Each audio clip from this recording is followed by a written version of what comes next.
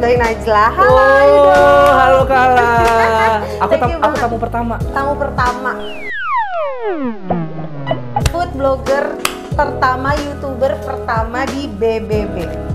Bincang bareng Bittersweet. Halo. Aku tahun lalu pertama kali gojekin Bittersweet by Najla. Gak ada yang tahu setahun ke depan tiba-tiba ketemu sama yang punya, diajak collab di video pertama. Wah, kehidupan memang sangat mengejutkan. Rezeki dari Allah tidak pernah terduga. Betul. Aku makasih banyak Mbak Kala. Sama-sama. Aku nih mau kasih beberapa pertanyaan ke kamu. Aku boleh, waduh, apa nih Kak? Pertanyaannya pokoknya seru-seru dan Siap. pastinya kayaknya bikin kamu menjadi pusing dan berpikir. Ini soal matematika Kala. Lebih pusing dari matematika. Oke. Enggak. Pertanyaan ringan-ringan aja sih, Siap. cuman tentang aku langsung aja ke pertanyaan pertama ya. Boleh. Aku tuh pengen tahu banget sebetulnya awal mulanya kamu jadi food blogger nge-review itu makanan apa sih yang di-review? Oh, makanan apa? Pertama kali tuh aku diajak sama temanku, bisa bilang mantan partner. Dulu aku bikinnya berdua kan, cuman karena ada satu dan lain hal dia mengharuskan aku jadi jalan sendiri. Aku diajak sama dia makan nasi timbel di kaki 5 gerobakan gitu daerah Tebet Timur. Yang mana yang sekarang kayak penjualnya udah nggak ada. Oh gitu. Udah nggak ada. Dan itu jadi tolak awal pertama kamu membuat YouTube. Betul. Iya, Okay. itu makanan pertama dan aku masih ingat banget itu. Dan itu langsung rame yang nonton apa emang bener-bener step by step? Kala, aku awal mulai main YouTube tuh 2015 bulan Maret. Ini bener-bener bulan ini aku 6 tahun anniversary channel aku. Tepuk tangan dong. Dan sangat sukses sekali. Aku berdapat 1000 subscriber setahun setelahnya. 2016 sukses sekali karena pada saat itu bener-bener belum ada yang namanya apa ya, komunitas YouTube tuh masih terbatas banget. Mungkin yang duluan mulai ada Chandra Leon segala macem. Cuman untuk awal-awal aku mulai food blogger masih bisa dihitung jari kan dulu mainnya.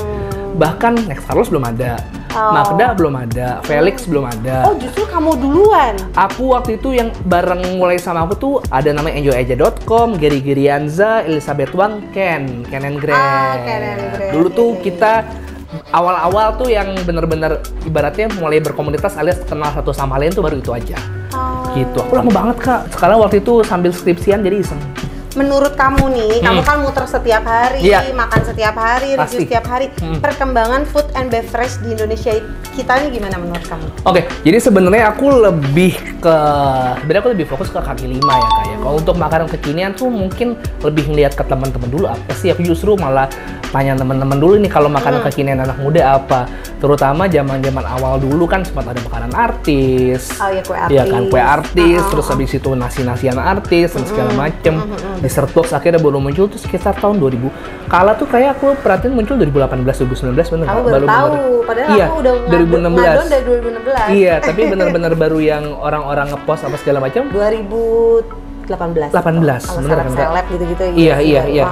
Disebut menurut aku kalau misalnya makanan makin lama pada back to basic sih menurut aku Kak. Iya. Makin lama kayak aku sempat lihat ada gorengan viral, sekarang mungkin ada bakwan, ada gorengan raksasa, ada serikaya. Jadi sebenarnya kalau misalnya kita lihat tren makanan makin kesini makin back to basic yang dimodernin kalau menurut aku sih. Jadi kayak gitu. Yang kayak apa tuh bakso isi lobster. Oh iya, bakso lobster dan segala iya, macam. itu juga sempat viral banget tahun-tahun kan. lalu. Terus aku mau nanya, kamu tuh lebih senang makanan asin apa manis sih? Honestly. Nah, kalau aku tuh nggak dua-duanya, aku lebih suka makanan gurih sebenarnya. Cuman kalau bisa ditanya flavor favorit aku lebih suka manis pedes. Manis pedes. Jadi lebih ke kayak makanan-makanan nasi-nasian Sunda, ayam goreng pakai sambal-sambal bajak, sambal bawang. Terus dikecapin. Gitu. Iya. Laki gue banget ya, kecap banget. Bumbu kacang, gado-gado, ketoprak, pecel dan segala macam yang aduh itu favorit aku banget. Indonesia sekali. Iya, betul. Betul. Bumbu kacang United. Pertanyaannya. Makan tanpa dessert rasanya kayak ada yang ganjel nggak sih? Emang nih Pasti Kak, karena misalnya tiap aku makan apapun deh, mau warteg mau apa. Dessert ya. Nah, ujung-ujungnya pasti nyari dessert. Either kalau nggak ke minimarket cari minuman manis atau beli es podeng mungkin. Karena harus sih, karena kan yang namanya kadang-kadang makanan gurih atau apa after taste-nya kita mungkin ada nggak cocok, pengen ditutup sama something yang bikin happy lah ibaratnya. Betul, kayak gue gitu kalau makan abis asin manis. Iya benar. Abis manis pengen asin lagi. Asin lagi. Abis asin pengen manis lagi, cita-cita kurus. Gimana tuh? Timbangan makin ke kanan. Iya, ya Allah, makin gendut. Selama ada pandemi, ada nggak sih kendala buat review-review tempat makanan? Nah justru Kak, aduh aku tuh sebenarnya nggak enak mau dibilang blessing di kala pandemi, tapi gimana? Cuman kemarin lumayan terbantu karena orang pada di rumah. Aku pun sebenarnya agak nggak pede bikin di dalam rumah karena aku nggak punya setting studio yang proper ibaratnya gitu. Cuman ketika pandemi, aku mulai gojek-gojekin makanan dan kebetulan artis semua buka makanan kan? Iya betul. Jadi aku coba dari yang si Hesti Purwadinata bikin mie ayam bener. Dari siapa? Kakak kelas aku tuh Hesti. Oh. Dulu di Bogor. Di Bogor. Sama 3. Wah. Sama sebangku Naif sepupu kita. Kak, aku tuh kalau ke Bogor, tahu nggak jam kemarin tuh jam berapa? Jam berapa? Jam 2, jam 3. Karena? Bubar anak SMA di pinggir jalan pada nunggu angkot. Kalau kita naik mobil lewat, waduh. Sumpah Kala, aku tuh kalau ke Bogor senengnya sore-sore. Ini istrinya nonton? Kayaknya sih iya, tapi kan sekarang enggak, Kala. Emang cewek Bogor cantik-cantik katanya Aduh, begitu. bener Kala. Bening-bening. Bener Kala. Ini Iya, cewek Teh Sunda Hesti. tuh nggak ada lawan. Istriku tuh Jawa. Cewek Jawa juga cantik sekali. Istriku juga cantik. Ketawa sih Hamad. Istriku cantik sekali. Itu Teh Hesti tuh kakak kelas aku manggilnya Teh. Gue nggak tahu dia inget sama aku apa enggak ya. Pasti inget. Siapa yang nggak pernah dengan Bittersweet by Najwa? Alhamdulillah. Terus aku mau nanya lagi nih, kan nama udah gede nih. Amin. Udah nyobain berbagai macam makanan. Amin. Pengen nggak sih buka usaha restoran Pasti, sendiri? pasti. Jangka panjangnya pasti. Apa jangan-jangan di set box nih tulisannya? Mungkin aku pengennya sih lebih ke kalau bikin sendiri aku pengen kayak mie ayam. Karena aku suka banget mie ayam. Yang terenak di mana ya? Boleh tuh, aku juga suka. Kalau sukanya mie ayam apa? Mie ayam Bangka, mie ayam Jawa, mie ayam Chinese. Emang bedanya apa? Aku mah mie ayam aja. Kalau mie ayam Jawa dia lebih manis dan ayamnya biasanya pakai jahe. Jadi lebih manis, ada rasa rempah-rempah, ada hangat-hangat gitu. Kalau ayam Jawa. Kalau Wonogiri itu biasanya Banyumas. Oh iya kayak gitu. Kalau Bangka tuh pakai toge dan itu ayamnya lebih gurih. Ayamnya yang putih gitu ya?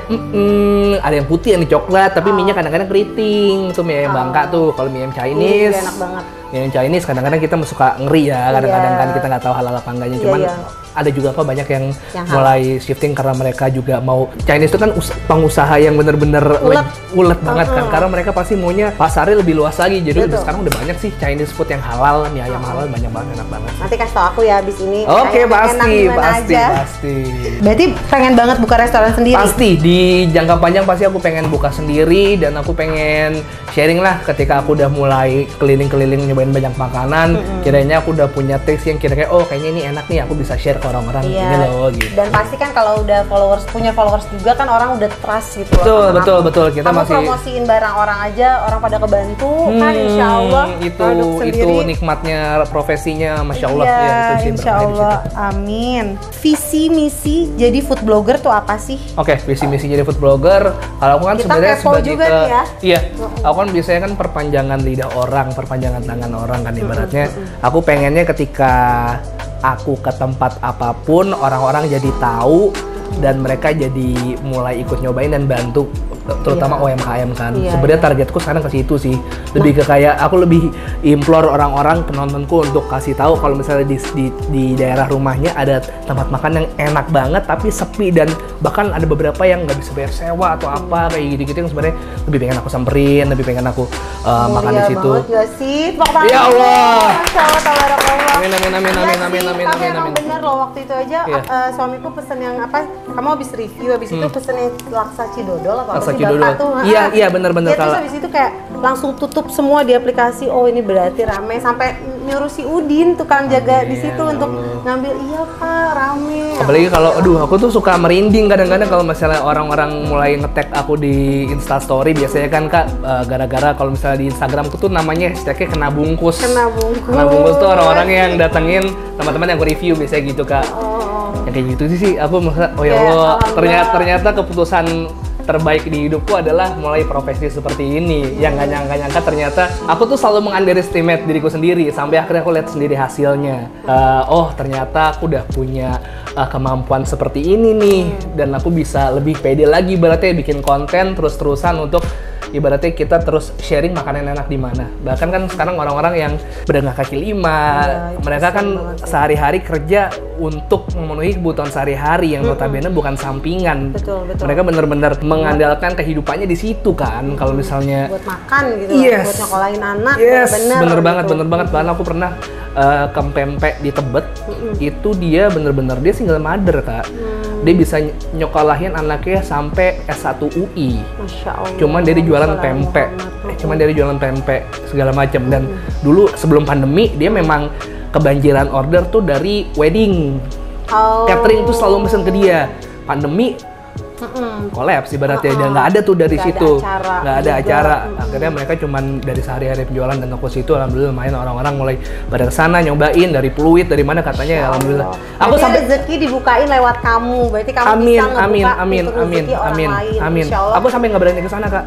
Karena kalau aku kesana pasti kalau aku kesana pasti aku dikasih gratis sama ibunya. Oh ya iyalah pasti. Seminggu setelah aku kesana aku dikirimin banyak banget Kak. Itu pempek banyak banget aku sampai tanda terima kasih. Iya, cuman tetap aja ibunya kan juga usaha Kak. Aku nggak enak. Ibuku minta dia ke sana. Aku nggak mau turun dari mobil. Udah ibu sana aja. Karena aku masih nggak boleh bayar, udah pasti aku nggak enak.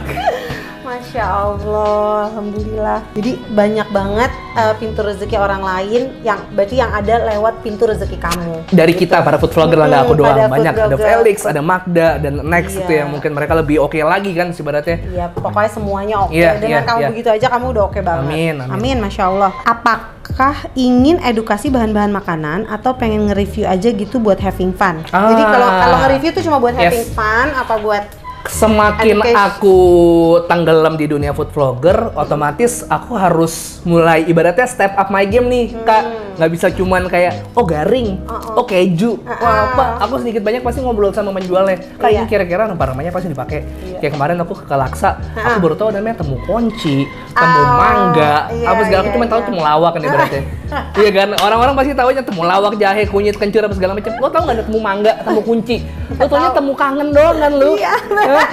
Lu taunya wah kuncar doang, wah temu kangen. Ada namanya temu kunci, temu mangga ada. Ibaratnya kayak gitu. Jadi kayak semakin kesini aku jadi semakin belajar. Jadi aku tahu gitu ya. Jadi semakin karena aku kalau misalnya nge-review aku lebih suka deskriptif Kak. Betul. Karena ujung-ujungnya kan ketika aku bilang enak belum tentu orang lain bilang enak. Selera bermain kan kalau ke kuliner. Jadi aku lebih berusaha keras gimana cara aku deskriptif. Oke. Gitu. Berarti lebih mengedukasi ya. Iya, iya. Targetnya ke sana. Terus belajar. Makanan terunik dan terlangka yang pernah di-review. Terunik paling aneh apa kayak siapa sih Bom apa siapa tuh yang kucing dibakar apa segala. Aku dikasih unjuk videonya. Itu kakaknya teman aku. Iya, si Ricky yang sama kucing beneran. Enggak sih Kak, dia lebih ke dia kan orangnya kalau aku nggak kenal memang, cuman aku lihat itu kayak dia memang sering bikin sesuatu yang gila emang buat seneng-senengnya dia aja. Buat have fun aja. TV digoreng tepung kan. Terus dia ngerendam pala babi Coca-Cola gitu kan, dia mandi saus sambal. Aku bilang ya tapi orang suka. Orang suka yang begitu. Orang memang butuh hiburan kan ketika kita penat kan, ibaratnya pandemi bikin stres jadi potong segala macem, butuh hiburan ya seperti itu. Tapi butuh hiburan dan dessert yang manis.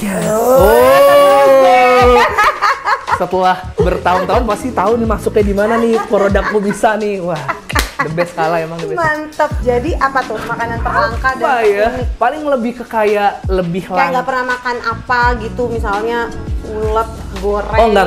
Kalau misalnya untuk ekstrim aku enggak. Aku kan ibaratnya kalau makan ulet kan aku nggak tahu itu halal apa enggak. Sebenarnya aku takut kan. Betul, aku menghindari kan kalau kayak gitu.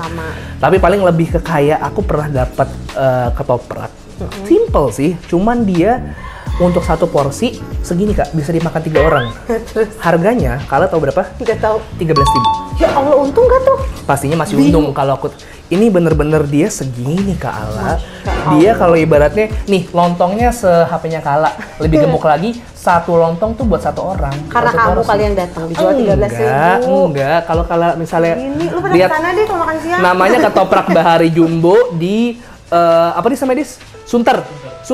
Ada di Sunter. Cobain. Itu nggak ada parkir mobil. Aku parkir. Enak banget. secara rasa ternyata enak. Kalau aku kan misalnya udah borongan tuh biasanya rasanya awet-awetan kan. Ini ternyata masih berasa kacangnya. Itu lebih kemurah dan ngejual itu kakek-kakek tua sama nenek tua. Pak, ini nggak mau naikin lagi, emang udah tahunya segini sih orang-orang dan saya juga masih untung sih.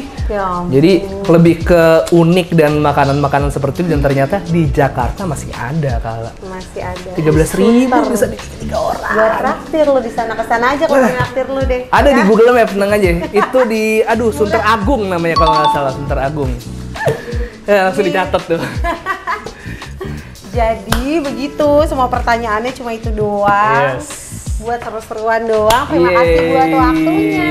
Makasih banyak udah diundang Kak. Semoga tambah sukses, tambah maju. Ya Allah, amin. Tambah berkah kita semua. Amin, ya Allah, amin. Sehat selalu. Oke, jadi terima kasih banget. Makasih banget ya udah dateng. Makasih banyak Kak. Jangan lupa di like dan subscribe Bungkus Network. Dan juga Bittersweet by Najla. Dan abis ini kita undang siapa lagi ya? Kira-kira siapa? Langsung komen di bawah. Komen di bawah.